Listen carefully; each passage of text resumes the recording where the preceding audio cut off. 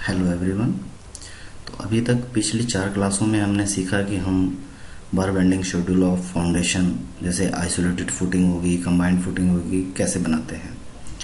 अब हम कॉलम का बार बेंडिंग शेड्यूल शुरू करेंगे, लेकिन कॉलम शुरू करने से पहले थोड़ा सा हम बेसिक्स पे ध्यान देंगे। तो आज मैं आपको बताऊंगा कि हम पर यूनिट मतलब 1 मीटर लेंथ का वेट हम कैसे निकालेंगे। तो इसके 2 तरीके हैं। मैं आपको पहला तरीका शेयर कर रहा हूं पहले।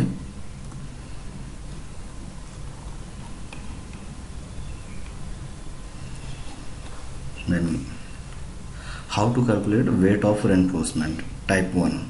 ये हमारा वेट निकलेगा पर मीटर लेंथ पर। तो वेट ऑफ 8 mm डाया पर मीटर।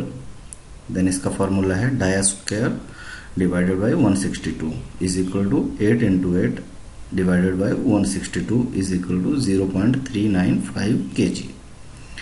और सेम एज निकल जाएगा हमारा 10 mm का। तो यहाँ पे ध्यान देने वाली बात यह है कि आपके पास जो वेट निकालने का फॉर्मूला है, एक तो फॉर्मूला ये हो गया डाया स्क्वायर डिवाइडेड बाय 162, लेकिन ये एक रफली फॉर्मूला है।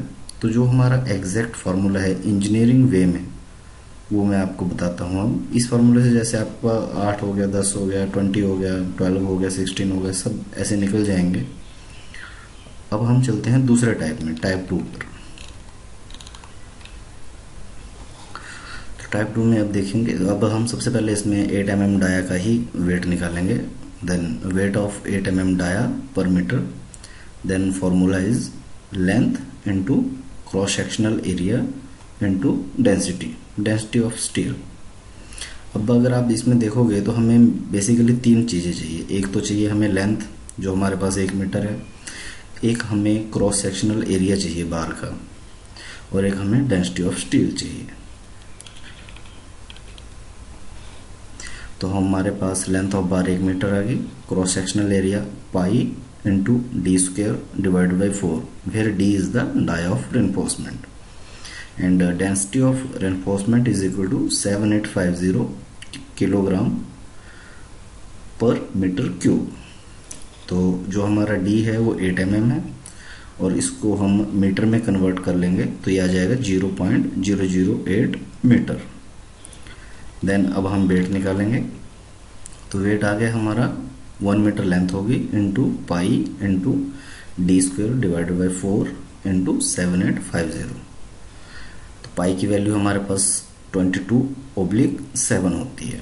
तो यह आ जाएगा 1 इंटू 22 डिवाइडेड बाई 7 इंटू 0.008 का स्क्वायर डिवाइडेड बाई 4 इंटू 7850। तो यह आ जाएगा हमारा 0.395 kg।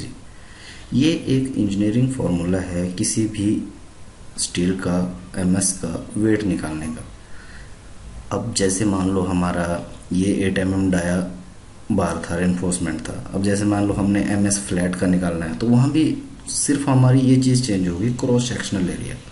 इससे आप किसी भी MS चीज का वेट निकाल सकते हो, वो भी एग्जैक्टली। तो चलिए आज की क्लास इतनी काफी है। थैंक्स।